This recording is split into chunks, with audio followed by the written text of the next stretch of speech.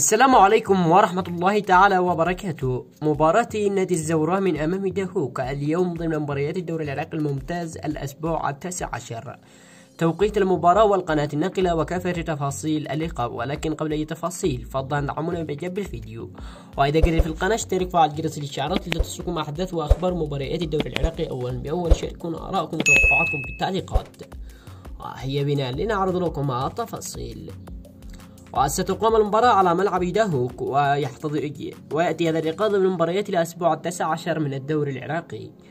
وأما عن قناة الناقلة فستكون المباراة منقولة عبر قناة العراقية الرياضية HD، وذلك مساء اليوم الأربعاء الموافق 2023 شهر 3 مارس يوم 1، وذلك في تمام الساعة 6:15 مساء بتوقيت السعودية وقطر والأردن واليمن والعراق، والساعة 7:15 مساء بتوقيت الإمارات وعمان.